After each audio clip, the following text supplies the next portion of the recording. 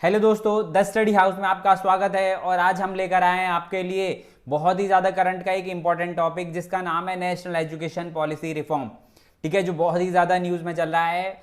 आज की वीडियो थोड़ी बड़ी होगी लेकिन सारी चीज़ें आपको क्लियर हो जाएंगी, इसलिए पूरी वीडियो ज़रूर देखना। तो चलिए बिना देर के इसे शुरू करें। चलिए अब देख लेते हैं नेशनल एजुकेशन पॉलिसी की थोड़ी हिस्ट्री। देखिए, भारत में अभी तक टोटल 3 नेशनल एजुकेशन पॉलिसी आ चुकी हैं। पहली नेशनल एजुकेशन पॉलिसी फर्स्ट जो आई थी वो कब आई थी? 1968 में, 1968 में, जब प्रधानमंत्री कौन थी? इंदिरा गांधी थी। सेकंड नेशनल एजुकेशन पॉलिसी आई 1986 में, जब प्रधानमंत्री कौन थे? तो श्री राजीव गांधी जी। और थर्ड नेशनल एजुकेशन पॉलिसी कब आई? 29 जुलाई 2020 को, जब प्रधानमंत्री कौन है? श्री नरेंद्र मोदी जी। ठीक है, तो ऐसे करके 3 नेशनल पॉलिसीज हमारे देश में आ चुकी हैं। अब क्योंकि तीसरी नेशनल एजुकेशन पॉलिसी जो है अभी आई है, ठीक है, तो इसे देखना ज़रूरी है और इससे सारी चीज़ें हमें पता होनी चाहिए, नॉलेज के लिए भी, एग्ज़ाम के लिए भी, और अपने बच्चे जो हैं उनके लिए हमें ये सारी चीज़ें पता होनी चाहिए। तो चलिए अब देखिए यहाँ पे थर्ड नेशनल एजुकेशन पॉलिसी की थोड़ी 1-2 बातें पहले उन्हें जान लेते हैं।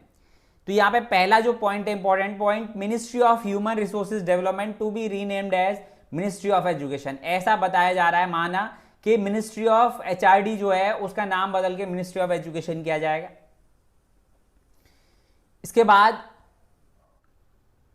Farmer ISRO chief K Kasturi Rangan submitted a draft in December 2018 which was made public and open for feedback after लोक सभा इलेक्शन इन May 2019। देखिए, अक्सर आपसे पूछ लिया जाता है कि कमिटी कौन सी थी, तो आप कस्तूरी रंगन कमेटी कह सकते हैं जिन्होंने थर्ड नेशनल एजुकेशन पॉलिसी की रिपोर्ट सबमिट करी। तो 2018 दिसंबर में इन्होंने नेशनल एजुकेशन पॉलिसी जो है थर्ड, उसकी रिपोर्ट सबमिट कर दी गवर्नमेंट को। और इलेक्शन हुआ 2019 का, सेंट्रल का, ठीक है, लोकसभा इलेक्शन। उसके बाद जब गवर्नमेंट बन गई, ठीक है, यहाँ पे बीजेपी ने सेंट्रल में गवर्नमेंट बना ली, उसके बाद इसे ओपन कर दिया गया। और ऐसा बताया जाता है कि बहुत सारी म्यूनिसिपैलिटी स्कूल्स में ये डिस्कशन के लिए गया, उसके बाद ये रिफॉर्म्स आया।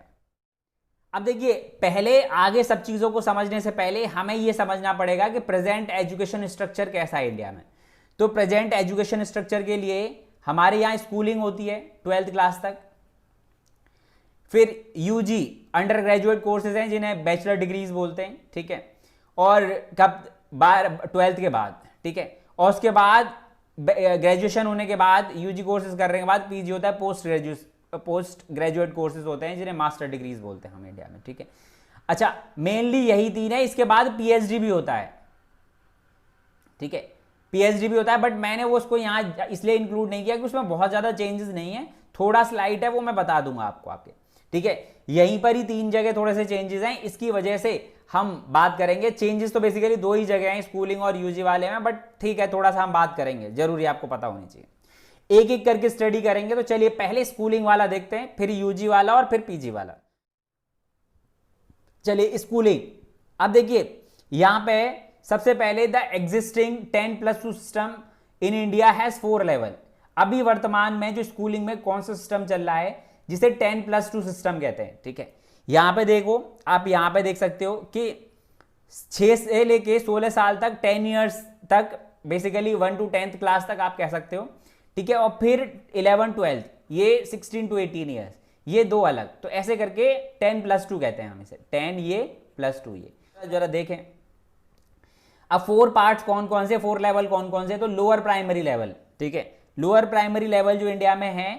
अच्छा, एक चीज मैं आपको बता दूं कि जो एजुकेशन है ना, एजुकेशन बेसिकली कंकरेंट लिस्ट का टॉपिक है, संवर्तक सूची का टॉपिक है कंकरेंट लिस्ट। और कंकरेंट लिस्ट एक ऐसी लिस्ट है जिस पे केंद्र सरकार और राज्य सरकार दोनों कानून बना सकती हैं, ठीक है। वे विषय जिन पे केंद्र सरकार और राज्य सरकार दोनों कानून बना सकती हैं, उन्हें कंकरेंट लिस्ट में रखा गया, संवर्तक सूची में रखा गया, ठीक है। तो अब एजुकेशन पे भी दोनों क्या है, लॉज बना सकते हैं, सेंट्रल गवर्नमेंट और स्टेट गवर्नमेंट। इसीलिए क्या है यहां पर कि अब हर स्टेट में अलग अलग गवर्नमेंट होती है, तो फिर वहां पे जो स्टेट गवर्नमेंट होती है वो अपने हिसाब से उसमें लॉज फ्रेम कर लेती है। इसीलिए यहां पे हर स्टेट टू स्टेट क्या है, एजुकेशन में वेरिएशन है, ठीक है, डिफरेंसेस हैं। इसीलिए यहां पे आप क्या देख रहे हो कि लोअर प्राइमरी लेवल जो है, यहां पे 6 to 11 ईयर तक है, ठीक है। यहाँ पे 6 से 11 साल तक के जो बच्चे होते हैं उन्हें लोअर प्राइमरी एज में रखा गया है और इसे 5th क्लास तक पढ़ाया जाता है, ठीक है। इसके बाद अपर प्राइमरी 11 to 14 ईयर्स 6, 7, 8। अब देखो यहाँ पे थोड़ा वेरिएशन आ जाएगा, बहुत सारी कई जगह ऐसे पढ़ोगे कि ये जो 8th क्लास है ना, इसे यहाँ नहीं रखा गया, अपर प्राइमरी सिर्फ 6, 7 तक है, तो इससे कोई मतलब नहीं है, हमें समझना है, हम समझ रहे हैं स्टेट टू स्टेट वेरी करती हैं ये सब चीजें, ठीक है। अब बात आती है तीसरी, थर्ड क्या है, सेकेंडरी लेवल 14 to 16, जिसमें 9th और 10th पढ़ते हैं हम, ठीक है, सेकेंडरी लेवल बोलते हैं। उसके बाद हायर सेकेंडरी 16 to 18, जिसमें 11th और 12th करते हैं। बेसिकली अभी ये 4 लेवल्स हैं हमारे पास, ठीक है, समझ में आ रहा है, ये 4 लेवल्स हैं हमारे पास। अब बात आती है एक और लेवल होता है, ठीक है, जिसको बोलते हैं pre primary level. Pre primary level जिसमें क्या होता है, pre nursery, nursery, LKG, UKG, ये सारी चीजें होती हैं, ठीक है, जहां पे बच्चे को बेसिकली छोटी चीजें, बेसिक फ्रेमवर्क दिया जाता है, फाउंडेशन डेवलप की जाती है कि उसे किस तरीके से बोलना है, आप किसका हो कि मतलब एंटरटेन करके बच्चे को क्या है एजुकेशन की तरफ प्रेरित किया जाता है। बट ये जो चीज़ है ये कंपलसरी नहीं है, ठीक है, बहुत सारे प्राइवेट स्कूल्स तो इसे कराते हैं, ठीक है, और गवर्नमेंट स्कूल्स में कहीं कहीं आंगनवाड़ी है तो वहां पर थोड़ा बहुत हो जाता है, लेकिन ये तो है, ये तो कंपल्शन एक तरीके से चल रहा है पूरे देश में, लेकिन ये वाला जो है ये कंपल्शन नहीं है, ठीक है, तो इस चीज पर थोड़ा सा ध्यान देना। तो ऐसे करके ये जो 10+2 सिस्टम है, अब बात आती है कि ये तो एग्जिस्टिंग सिस्टम है, अब चेंज किया है। तो देखिए यहां पर 10+2 system will be replaced by 5+3+3+4 system, जिस 13 to 18 ईयर्स।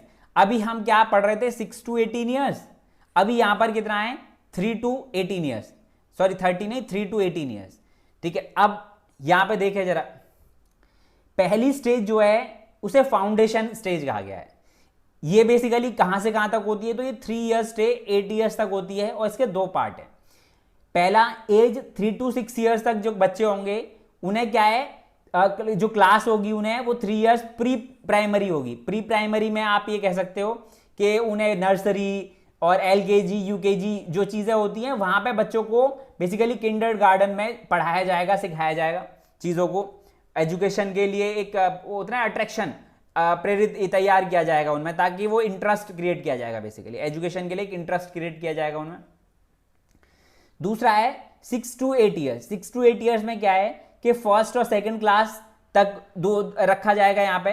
तो बेसिकली यहाँ पे बेसिकली 3 to 8 ईयर्स के जो बच्चे हैं उन्हें फाउंडेशन स्टेज कहा गया है। फाउंडेशन स्टेज में बेसिकली 3 to 6 ईयर्स के बच्चे जो हैं उन्हें प्री प्राइमरी में रखा गया है, और 6 to 8 ईयर्स के जो बच्चे हैं जो फर्स्ट और सेकंड क्लास में होंगे उन्हें आप प्राइमरी कह सकते हो बेसिकली समझने के लिए, ठीक है। तो वो वहां से फर्स्ट क्लास शुरू हो जाएगी और ये फाउंडेशन स्टेज है, ठीक है। अब बात आती है दूसरी स्टेज, प्रिपरेटरी स्टेज। दूसरी स्टेज जो है उसका नाम है प्रिपरेटरी स्टेज। यहां पे क्या होगा कि 8 to 11 ईयर्स तक के बच्चे हैं और यहाँ पे 3rd, 4th, 5th ये 3 क्लास पढ़ेंगे बच्चे, ठीक है। यहाँ पे थोड़ा बहुत सिलेबस जो है थोड़ा सा डिफरेंट होने लग जाएगा पिछले के कंपैरिजन में।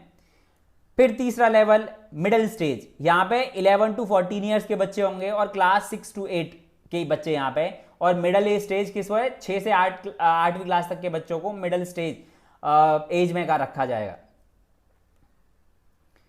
इसके बाद लास्ट स्टेज है सेकेंड स्टेज, 14 to 18 ईयर्स तक, 9 से लेके 12th क्लास तक के बच्चों को जो है सेकेंड स्टेज में रखा जाएगा, ठीक है, कहा गया है सेकेंड स्टेज होगी। यहाँ पे थोड़ा सिलेबस थोड़ा डिफरेंट होगा, मतलब लेवल टू लेवल जो सिलेबस है उसका एक लेवल जो है डिफरेंट होने लग जाएगा। ये सारी चीजें आप यहाँ पे आप देखना चाहें तो देख सकते हैं। 3 ईयर्स तक जो बच्चे हैं, ठीक है, ये क्या है आंगन 3 to 6 ईयर्स तक थे, ये सरकारी स्कूल में जो होता है आंगनवाड़ी, ठीक है, और ये प्री स्कूल्स, ठीक है, ऐसे करके ये सारे स्कूल्स हैं। तो ये कहाँ पे प्राइवेट में तो होते ही होते थे नर्सरी वगैरह ये सारी चीजें, LKG UKG। अब गवर्नमेंट स्कूल्स में भी आप आंगनवाड़ी थोड़ी पूरे में तो नहीं है लेकिन फिर भी थी, और अब इसे पूरे लेवल पे इंडिया में पूरे इंडिया में लागू किया जाएगा, ताकि ये 3 to 6 ईयर्स तक के बच्चे जो हैं इनका एक फाउंडेशन लेवल डेवलप हो सके, ठीक है। फिर इसके बाद अगले जो 2 साल हैं, ठीक है, 6 साल के बाद जो है 7-8 साल वाला जो है, ठीक है, उसमें क्या होगा, फर्स्ट सेकंड। फिर यहाँ पे आप देख पा रहे हो ये, ठीक है, अगले 3 इयर्स, ठीक है, यहाँ पे क्या है 8 जो है 3 to 5, ठीक है। इसके बाद अगले जो 3 इयर्स हैं 6 to 8, और फिर लास्ट 4 इयर्स हैं जो वो 14 to 18। यहाँ पे आप देख सकते हैं, यहाँ पे इसे क्या कहा गया है, फाउंडेशन स्टेज, ये प्रिपरेटरी स्टेज, ये मिडिल स्टेज और ये secondary stage. Class 10th and 12th board examination to be made easier to test core competencies rather than memorize facts with all students allowed to take the exam twice। देखिए यहां पर क्या कहा गया है कि जो हमारे अभी जो एग्जिस्टिंग 10+ सिस्टम है उसमें 10th और 12th में बोर्ड एग्जाम्स होते हैं। तो बोर्ड के जो एग्जाम होते हैं वहां पर क्या होता है कि आप जो सब्जेक्ट का नॉलेज होती है उसे रट जाओ और रट्टाफिकेशन करके वहां पे कराओ, 1-2 सब्जेक्ट को छोड़ के, ठीक है, वहां पर चीजों को उतार के आ जाओ। बेसिकली उसकी प्रैक्टिकल जो नॉलेज है ना, या प्रैक्टिकल उसका ज्यादा यूज हो नहीं पाता इस तरीके के एजुकेशन सिस्टम में, जिसकी वजह से यहाँ पे क्या कहा गया है कि अब मेमोराइज करने पर जोर नहीं दिया जाएगा, आपको इन सबको बोर्ड एग्जाम जिस तरीके को उन्हें ईजी किया जाएगा, ठीक है। और 2 बार बच्चों को, जो इस बच्चे होते हैं कोई फेल होता है कुछ भी, उन्हें 2 बार मौका दिया जाएगा पेपर देने का। इसके अलावा जो है कि focus on experimental learning and critical thinking, जो उनका मेन फोकस होगा वो क्या होगा कि वो एक्सपेरिमेंट करके चीजों को सीखें, प्रैक्टिकल यूज सीखें और क्रिटिकली एनालाइज करें चीजों को, मतलब इन डेप्थ एनालाइज करें जिसका कुछ बहुत ही ज्यादा यूज हो सके या बहुत ही नया कुछ क्रिएट कर सकें वो, ठीक है। तो यहां पर ये चीज कही गई है।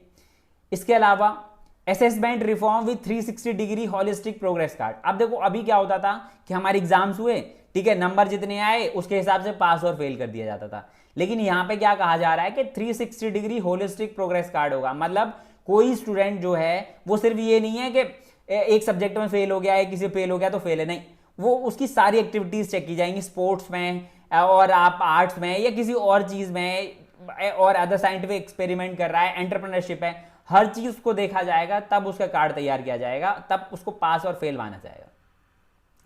इसके बाद अगला, the national education policy says students until class 5 should be taught in their mother tongue और रीजनल लैंग्वेज। यहां पे क्या कहा जा रहा है कि जो क्लास 5वीं तक के जो बच्चे होंगे उन्हें क्या किया जाएगा, अपनी मदर टंग, ठीक है, या रीजनल लैंग्वेज में क्या है पढ़ाई की जाएगी, पढ़ाना होगा, ठीक है। मतलब बाहर की कोई लैंग्वेज उन पे बैरियर ना बने, क्योंकि बहुत सारे स्टूडेंट्स को क्या है बर्डन हो जाता है, लैंग्वेज बर्डन, जिसकी वजह से वो सीख नहीं पाते, ऐसा माना जा रहा है, ठीक है। तो अब ये एक दिक्कत क्रिएट हो सकती है, इस पर अभी बात करेंगे क्योंकि जो चैलेंजेस है वहां पर, ठीक है। अभी सिर्फ इतना याद रखिए आप कि क्लास 5 तक बोला जा रहा है कि मदर टंग या रीजनल लैंग्वेज में बात पढ़ाई होगी, ठीक है। अभी प्राइवेट स्कूल्स तो क्या कर देते हैं, आपको पता ही है, इंग्लिश उनकी ज़्यादातर चलती है, बट वहां पर भी बोला जा रहा है कि प्राइवेट स्कूल्स में भी ये चीज़ खत्म की जाएगी। इसके बाद a new school curriculum with coding and vocational studies from class 6 will be introduced. अब ये बहुत बड़ा एक रिफॉर्म हो सकता है, ये एक इंपॉर्टेंट चीज़ है। आपको पता होगा कि दिल्ली गवर्नमेंट ने अभी लास्ट ईयर से कुछ 6 या 7th क्लास से एक रिफॉर्म लेकर आई थी, जिसमें उन्होंने एक एंटरप्रेन्योरशिप का एक सब्जेक्ट जोड़ दिया है, ठीक है, जो जहां पे सिर्फ बच्चों को नई नई चीजें सोचने के लिए बोला जाता है या उन्हें टाइम दिया जाता है, वो पीरियड होता है, ठीक है। वहां पे बच्चों की एक लेक्चर होगा, उसमें एक टाइम होगा 1 आवर का, या जो भी टाइम पीरियड है, उसमें बच्चों को सिर्फ एनालाइज करना होता है कि वो नया क्या क्रिएट कर सकते हैं, क्रिएटिविटी निकालनी होती है बेसिकली उनको। तो ऐसे ही यहाँ पर है कि स्कूल क्यूरिकुलम जो है यहाँ पे क्या है कि उन्हें कोडिंग सिखाई जाए, ठीक है, और वोकेशनल स्टडीज बोलेगा एक तरीके से एंटरप्रेन्योरशिप, ठीक है, व्यापारिक या व्यवसाय, ठीक है, एम्प्लॉयमेंट कैसे मिले, ये सारी ट्रेनिंग उन्हें 6th क्लास से ही दी जाएगी, ऐसा कहा जा रहा है यहाँ पर। इसके बाद universalise the pre primary education age range of 3 to 6 years by 2025। ऐसा बोला जा रहा है कि 2025 तक जो प्री प्राइमरी एजुकेशन है उसे पूरे देश में लागू कर दिया जाएगा, ठीक है। जो बेसिकली अभी बताया ना, जो प्री नर्सरी LKG UKG इस तरीके की जो एजुकेशन होती है जहां पे बच्चों का फाउंडेशन डेवलप किया जाता है, इसे 2025 तक पूरे देश में लागू कर दिया जाएगा, ऐसा बोला जा रहा है। A national mission on foundation literacy and numeracy will ensure basic skills at the class 3 level by 2025। ठीक है, ऐसा माना जा रहा है कि 2025 तक जब क्लास जो जितने भी बच्चे एनरोल होंगे और क्लास 3rd तक, ठीक है, जब क्लास 3rd तक पढ़ाया जाएगा तो उन्हें बेसिक जो पढ़ना और नंबरिंग करना वो सब आ जाए। इस तरीके से ये मिशन है 2025 तक। इसके बाद universalisation of education from pre school to secondary level with 100% gross enrolment ratio in school education by 2030। अब यहां पे क्या कहा जा रहा है कि 2030 तक ऐसी कोशिश की जाएगी कि जो प्री स्कूल से बच्चे जो आते हैं वहां से तैयार होके पूरा का पूरा 12वीं तक, ठीक है, एजुकेशन ले पूरी की पूरी और पढ़ाई करें। वो ऐसा नहीं है कि उनकी जो बच्चे एनरोल होते हैं और वो क्या है ब्रेक हो जाए उनका बीच में, ऐसे छोड़ दें, इस तरीके का नहीं होना चाहिए। उसके लिए क्या है, हम नए नए तरीके निकालेंगे, ऐसा बोला जा रहा है यहाँ पे। और कि सभी बच्चों को, जितने भी बच्चे हैं उनको 100% एनरोल किया जाएगा, प्राइमरी से लेके प्री स्कूल से लेके और सेकेंडरी तक। इसके बाद यहां पे क्या कहा जाए, स्पेशल एजुकेशन जोन्स बनाए जाएंगे। Region such as aspirational districts which have large number of students facing economic, social or caste barriers will be designated as special education zones. ऐसा कहा जा रहा है कि वही जिले जहां पे बहुत ज्यादा मात्रा में बच्चे जो हैं वो आर्थिक रूप से, सामाजिक रूप से या जातिवाद के बैरियर से पिछड़े हुए हैं और वो शिक्षा पूरे तरीके से नहीं ले पा रहे, तो वहां पे स्पेशल एजुकेशन जोन्स बनाए जाएंगे। स्पेशल शिक्षा के एक एरिया बना दिया जाएगा, वहां पे बच्चों को अलग तरीके से ट्रेन किया जाएगा, आप कह सकते हो। वहां पे उनके लिए सेपरेट तरीके से बेसिकली अच्छी एजुकेशन अरेंजमेंट की जाएगी, ऐसा यहां पे कहा जा रहा है। और ये सारे रिफॉर्म थे कहां, स्कूलिंग लेवल पर। चलिए देखते हैं, अब देखते हैं हायर एजुकेशन में क्या क्या चेंजेस हुए हैं। ठीक है, अब हायर एजुकेशन में अंडर ग्रेजुएट, ठीक है, पोस्ट ग्रेजुएट और पीएचडी, ये सब चीजें आती हैं। बट पहले हम यूजी देख ले थोड़ा, इसमें क्या चेंजेस हुए हैं। तो सबसे पहले introduction of a 4-year multidisciplinary undergraduate programme with multiple exit options. अब यहां पर क्या हो गया है कि इस बात पे ध्यान दिया जाए, ये सबसे ज्यादा इंपॉर्टेंट पॉइंट है, मल्टी डिसिप्लिनरी। ठीक है, अब देखो यहां पर क्या होता है कि हमारे इंडिया में जैसे सपोज करो नॉर्मली जो अभी क्या होता है कि किसी ने साइंस ली, ठीक है, तो बाद में आर्ट्स के सब्जेक्ट नहीं ले सकता, ठीक है, या आर्ट्स ली तो वो साइंस के सब्जेक्ट नहीं ले सकता, ठीक है, ऐसा होता है। लेकिन बाहर की जो यूनिवर्सिटीज़ हैं, बहुत सारी यूनिवर्सिटीज़, वहाँ पे ह्यूमैनिटीज़ भी पढ़ाई जाती हैं एज ए सब्जेक्ट्स। वजह क्योंकि ताकि वो मल्टी डायमेंशनल हो सकें। सपोज करो कोई भी अगर साइंस का स्टूडेंट है और उसे आर्ट्स के बारे में नॉलेज नहीं है, लेकिन वो सिविल सर्विसेज को ज्वाइन कर लेता है, ठीक है, और वहाँ पर वो सारी की सारी चीज़ें आपको आर्ट्स पढ़ के ही जानी पड़ेगी सिविल सर्विस में जाना चाह रहे हो तो। ऐसे ही कोई आप प्रोजेक्ट लगा रहे हो, इंजीनियर हो, लेकिन आपको वहाँ पे एनवायरमेंटल इम्पैक्ट के बारे में कोई नॉलेज ही नहीं है पूरी तरीके से। इसी वजह से यहाँ पर क्या कहा गया है कि multidisciplinary undergraduate programme होगा। मतलब आपको जो आपके कोर सब्जेक्ट्स के अलावा भी दूसरे सब्जेक्ट पढ़ाए जाएंगे, आर्ट्स के सब्जेक्ट भी पढ़ाए जाएंगे, ठीक है, और वहाँ पे चॉइस होगी बेसिकली। ठीक है, अब देखिए यहाँ पर मल्टीपल एग्जिट ऑप्शंस मतलब क्या है। अभी हमारा क्या है, ग्रेजुएशन 3 years की होती है, 4 years की, ठीक है, और 5.5 साल की मेडिकल के बाद मान लो, ठीक है। अगर उससे पहले आप एग्जिट कर जाते हो तो आपका पूरा का पूरा वो वेस्ट हो जाता है। मतलब आप मान लो अगर आपने 3 साल पूरे नहीं दिए ग्रेजुएशन में, तो फिर वो 2 साल में छोड़ दिया तो फिर आपका वो कैंसिल आउट हो जाएगा, ठीक है। फिर आपको शुरू से स्टार्टिंग से करनी पड़ेगी अगर बाद में कभी ट्राई करोगे तो, ठीक है। अब देखो यहाँ पर क्या है कि स्टूडेंट को एग्जिट ऑप्शंस दिए गए हैं कि अगर 1 साल बाद छोड़ते हैं तो उन्हें एक सर्टिफिकेट मिलेगा, ठीक है। बाद में फिर उनका मन करे कभी तो उसे दोबारा से स्टार्ट कर सकते हैं वहां से आगे, ठीक है। उसके बाद आफ्टर 2 years उन्हें डिप्लोमा मिलेगा, एक डिप्लोमा सर्टिफिकेट मिलेगा 2 साल के बाद, ठीक है। उसके बाद फिर कभी फर्दर वो ज्वाइन करना चाहें तो कर सकते हैं ऐसा। फिर बैचलर डिग्री उन्हें 3 साल बाद मिलने लग जाएगी, ठीक है। 3 साल वो करेंगे तो उन्हें बैचलर डिग्री मिल जाएगी।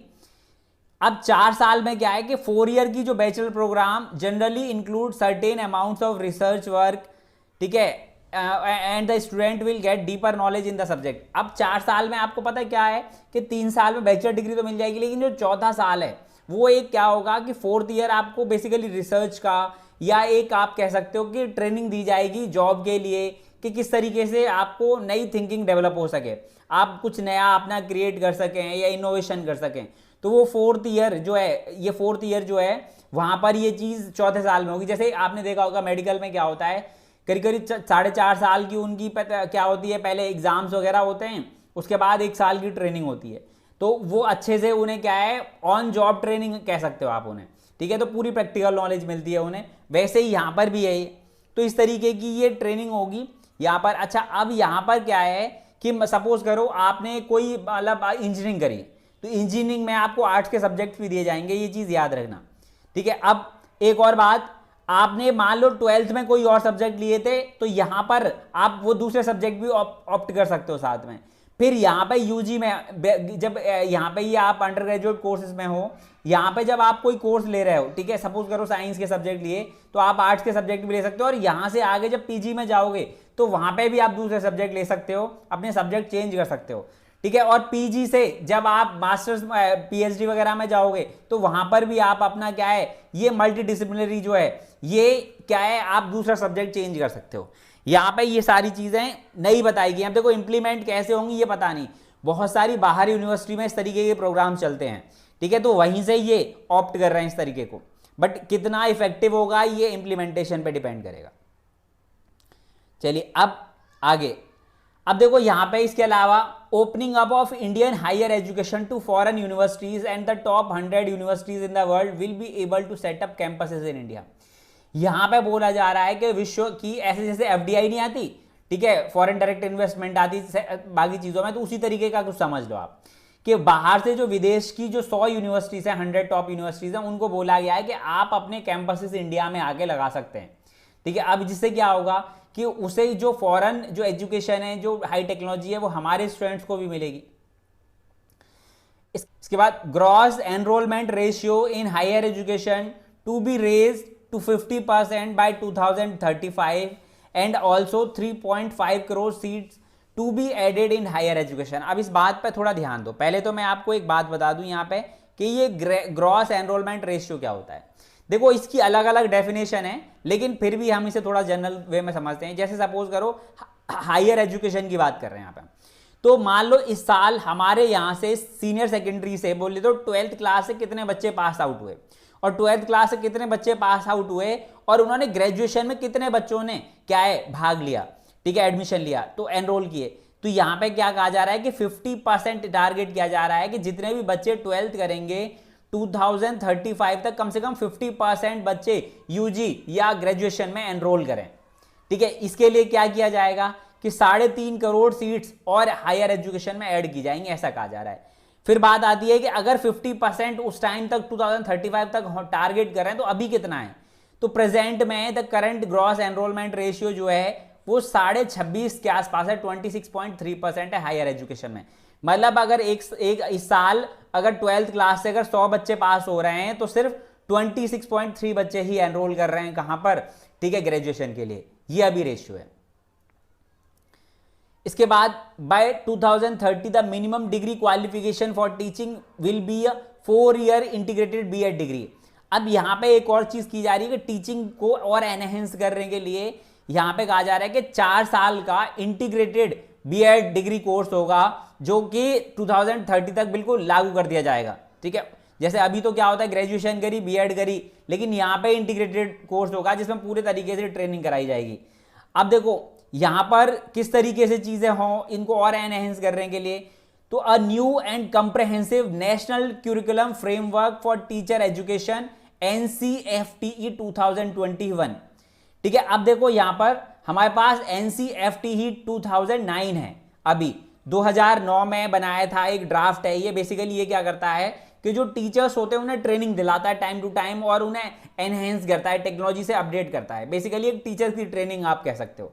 तो इसको और अच्छे तरीके से, ये पहले से ही है, इसको और अच्छे तरीके से इसमें चेंजेस करने के बाद 2021 में नया NCFTE लाया जा रहा है। और इसको हेल्प कौन करेगा, विल बी फॉर्मुलेटेड बाय, ठीक है, national council for teachers education NCTE, और इसके अलावा ये क्या है, NCERT। तो इनकी सहायता से ये तैयार किया जाएगा या काम करेगा, आप इनके सपोर्ट से, आप ऐसे कहो। तो ये NCFTE 2021 ये बहुत ही ज्यादा एक आप ऐसे कहो कि इंपॉर्टेंट हो सकता है, क्योंकि अगर ये अच्छे से काम करेगा तो जितने भी हमारे देश में टीचर्स हैं वो अच्छे तरीके से क्या कर पाएंगे, उन्हें ट्रेनिंग मिल पाएगी और अच्छे तरीके से कोऑर्डिनेशन हो पाएगा बच्चों के और स्टूडेंट के बीच में, और इंफॉर्मेशन अच्छे तरीके से कन्वे होगी। अब देखिए, dismantling of the UGC and the all India council for technical education AICTE।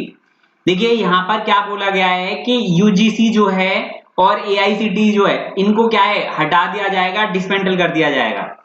ठीक है, अब देखो एक बात जो यहाँ पे देखने की बात है कि यूजीसी जो है, यूनिवर्सिटी ग्रांट कमीशन जो है, ये क्या करता है बेसिकली, जो इंडिया में देश के अंदर जो सेंट्रल यूनिवर्सिटीज हैं, स्टेट यूनिवर्सिटीज हैं, डीम्ड यूनिवर्सिटीज हैं, प्राइवेट यूनिवर्सिटीज हैं, उनको गाइडलाइंस प्रोवाइड कराता है, एजुकेशन की क्वालिटी को चेक कराता है, बेसिकली कोऑर्डिनेशन। ठीक है, और एआईसीटी टेक्निकल एजुकेशन जो है पूरा का पूरा ऑल ओवर इंडिया उनको देखता था पूरा, और पूरा का पूरा मैनेज करता था बेसिकली। ठीक है, कॉलेज को, टेक्निकल कॉलेज को परमिशन देना, फिर उनमें प्रॉपर इक्विपमेंट्स हैं कि नहीं, उस सारी चीजों को चेक करना। अब ये क्या कहा गया है कि by by UGC, by by AICT, ऐसा कहा गया है। और क्या कहा गया है कि HECI, higher commission, higher education commission of India will be set up as a single umbrella body for the entire higher education excluding medical and legal education। ठीक है, यहां पर क्या कहा गया है कि higher education commission of India बनाया जाएगा, जो सिर्फ सिंगल अम्ब्रेला बॉडी होगी, मतलब सारी बॉडी उसी के अंडर काम करेंगी, सारे इंस्टीट्यूशन उसी के डायरेक्शन में काम करेंगे। ठीक है, फॉर द एंटायर एजुकेशन। ठीक है, excluding medical and legal education, सिर्फ मेडिकल लाइन को छोड़ के उसे अपनी मेडिकल काउंसिल जो होती है वो देखेगी, और लीगल एजुकेशन को बार काउंसिल चेक करेगी। बाकी सारी चीजों को क्या है एचसीआई मैनेज करेगा। अब ये कैसे किया है, तो the HCI will be created by repealing the UGC act 1951 and AICT act 1987। UGC act 1951 और एआईसीटी एक्ट 1987 को हटा के एचईसीआई बनाया जाएगा।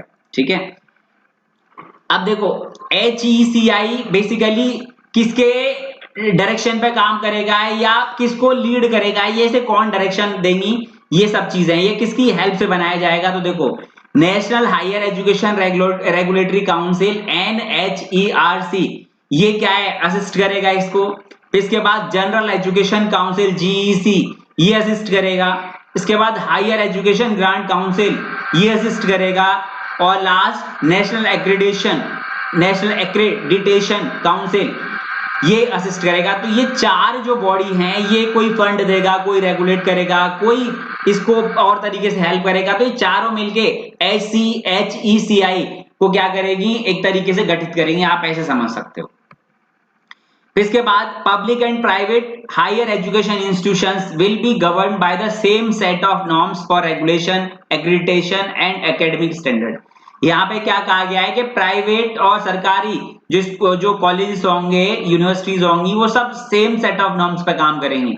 एचईसीआई उसको कंट्रोल करेगा उसी तरीके से।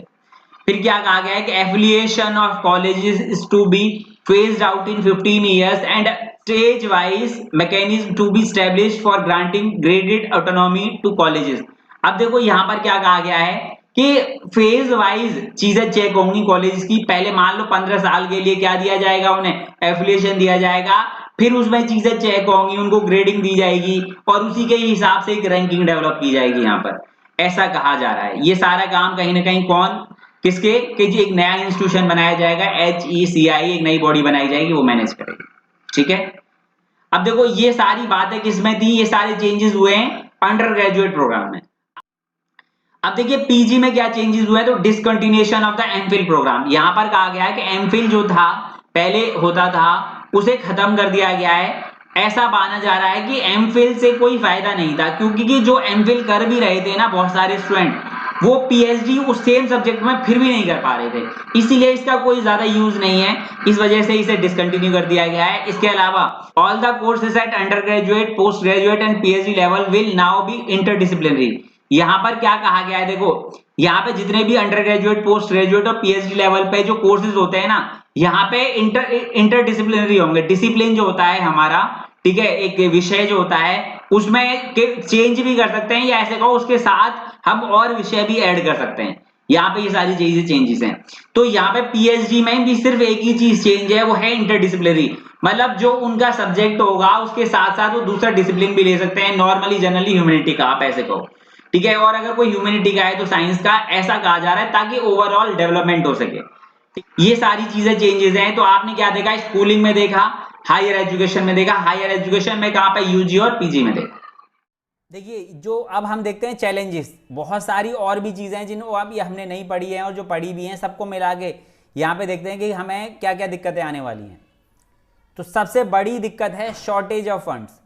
हमारे पास पैसे की, हमारे देश के पास पैसे की बहुत कमी है, ठीक है, और ये कैसे पूरी होगी। और ऊपर से अब कोविड-19 की होने की वजह से इतना ज़्यादा दिक्कत हो गई है, पूरी की पूरी इकोनॉमी क्रैश कर गई है। तो इस टाइम पर पैसे की बहुत ज़्यादा दिक्कत है और ये बहुत ही ज़्यादा बड़ी दिक्कत होने वाली है। अब देखिए यहाँ पे क्या कहा जा रहा है कि aims to increase the public investment in the education sector to reach 6% of GDP at the earliest. यहाँ पे कहा जा रहा है कि जितनी जल्दी हो सके हमारी जितनी जीडीपी है उसका 6% हम जल्दी से जल्दी खर्च करना शुरू करेंगे शिक्षा के ऊपर। अभी तक हम कितना कर रहे थे, तो around 4.6। Currently India spends around 4.6 of its total GDP on education. अब देखिए 4.6 कहने को है, एक्चुअल में तो 4.6 होता भी नहीं, ग्राउंड लेवल पे कितना है आप भी अच्छे तरीके से जानते हो, ठीक है। और हमारा इतना बड़ा देश है, इतने सारे डिस्ट्रिक्ट्स हैं, उनमें इतने सारे क्या तहसील हैं, उनके सारे इतने सारे गाँव हैं, ब्लॉक्स हैं, उनमें इतने सारे स्कूल्स हैं, तो सब जगह ये चीज़ मैनेज करना बहुत बड़ी खीर है और उसके लिए बहुत ही ज़्यादा बड़े लेवल पर काम करने की ज़रूरत है। अब बात यहाँ पे एक और बात की गई है कि meritorious students belonging to the SC, ST, OBC and other social economical weaker section will be given incentives. यहाँ पे क्या कहा जा रहा है कि मेरिटोरियस स्टूडेंट जो बहुत अच्छा पढ़ने में होंगे उन्हें क्या किया जाएगा, उन्हें इंसेंटिव्स दिए जाएंगे, मतलब उन्हें एक तरीके से आप कहो कि प्रिविलेजेस दिए जाएंगे कि उन्हें हो सकता है वो दे दी जाए, स्कॉलरशिप मिल जाए या फ्री एडमिशन हो जाए, कुछ इस तरीके से कह रहे हैं ताकि वंचित ना रहें।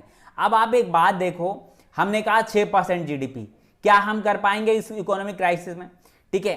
और दूसरी बात मेरिटोरियस स्टूडेंट्स में, क्या इतने बड़े देश में सब जगह ये चीज एप्लीकेबल हो सकती है।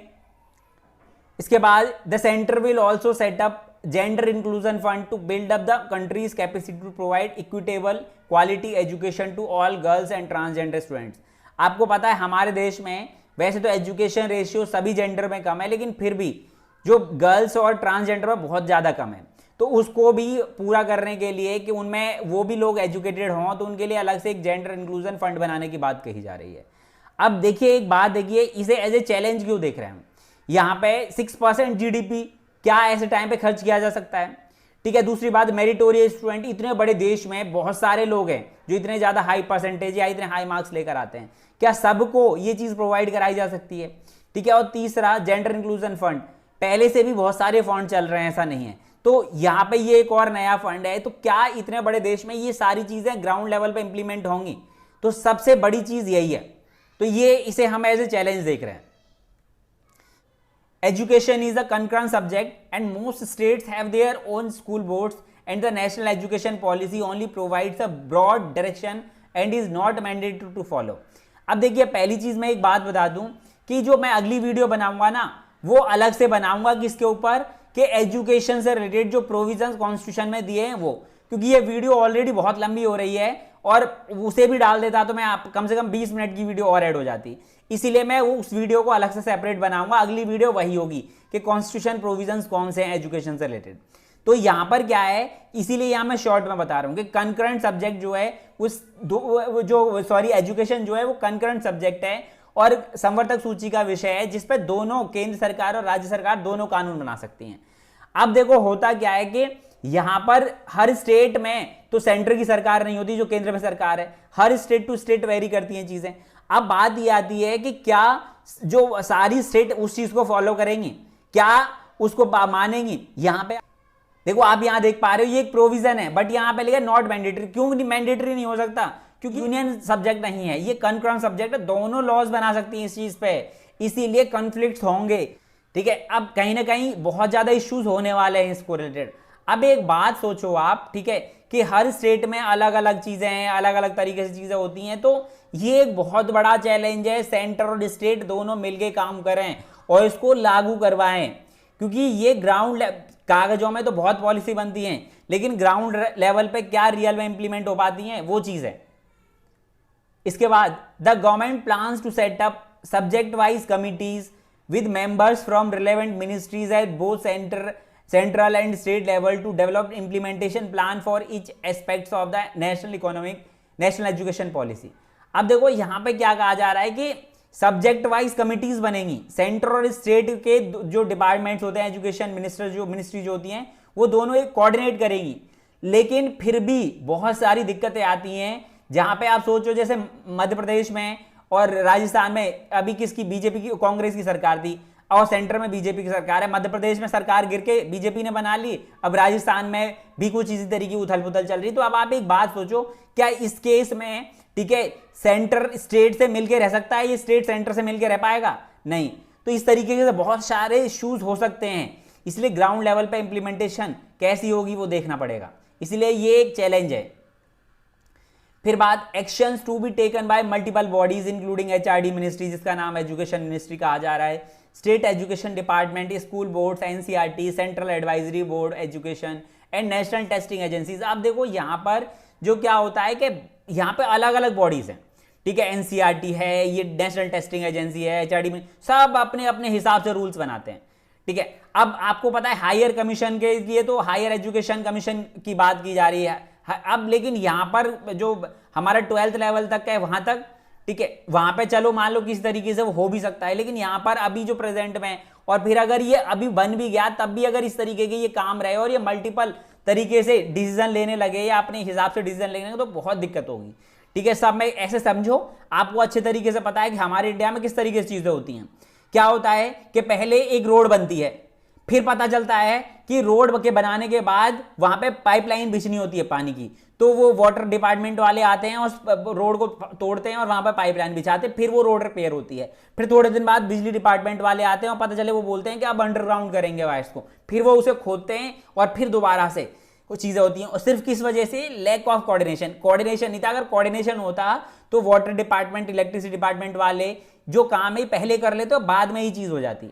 इसकी वजह से ये चीज और ऑलमोस्ट हर डिपार्टमेंट में, ज्यादातर हर डिपार्टमेंट में होती है इंडिया के, इसी की वजह से दिक्कतें हैं, कोऑर्डिनेशन नहीं है पूरी तरीके से, और यही यहां पे भी हुआ, तो ये बहुत बड़ी दिक्कत है इसको मैनेज करना।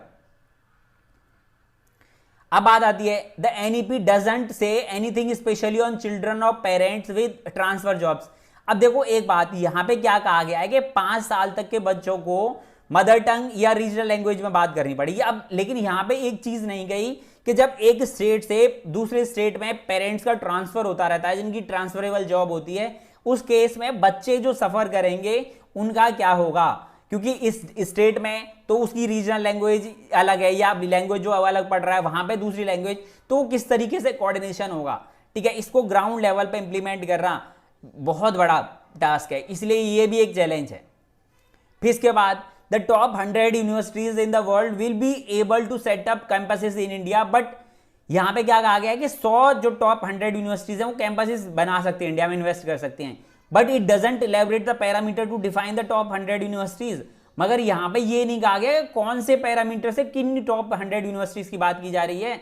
अलग अलग रैंक निकलती है, अलग अलग जो बहुत सारे एजेंसीज हैं जो अलग अलग यूनिवर्सिटीज को अलग अलग रैंक प्रोवाइड कराती हैं, ठीक है। अब यहां पर, और अभी तो ये चल रहा है कि न्यूज में शायद सुनने में आ रहा है कि टॉप 20 यूनिवर्सिटीज जो हैं, ठीक है, जो QS वर्ल्ड रैंकिंग के अकॉर्डिंग आती है, एजेंसी के अकॉर्डिंग, उसने तो मना भी कर दिया है कि हम इंडिया में इन्वेस्ट नहीं करेंगे। तो इस तरीके से अगर ये चीजें होंगी तो कहीं ना कहीं हमें अपना जो इंफ्रास्ट्रक्चर है यहाँ पे अच्छा भी करना पड़ेगा, उनके लायक भी बनाना पड़ेगा। और इस तरीके एक और दिक्कत है यहाँ पर कि अगर ये यूनिवर्सिटीज आती हैं तो यहाँ पर उनकी फीस ज्यादा होगी, तो फिर हमारे यहाँ पर एजुकेशन महंगी हो जाएगी। और एक और बात, अगर ये हमारे फैकल्टीज को भी अगर वहां ले लेती हैं तो फिर वो भी कहीं ना कहीं हो सकता है प्रॉफिटेबल चीजों से काम करने लग जाएं। तो ऐसा माना जा रहा है कि अगर बाहर की यूनिवर्सिटीज यहाँ पे आती हैं और इन्वेस्ट करती हैं तो एजुकेशन महंगी होगी, ये भी एक चैलेंज है।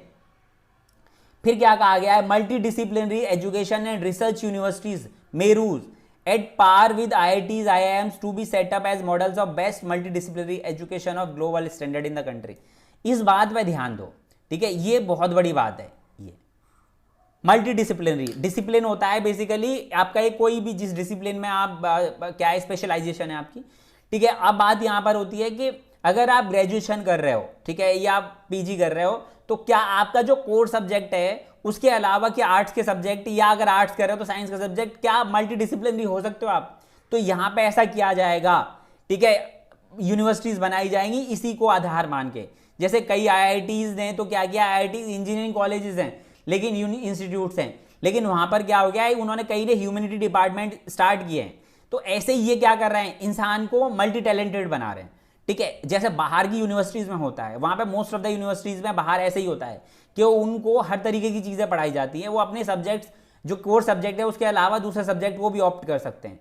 ऐसी यूनिवर्सिटीज बनाने की बात की जा रही है, लेकिन यहां पे ग्राउंड लेवल पे क्या ये इंप्लीमेंट हो पाएगा?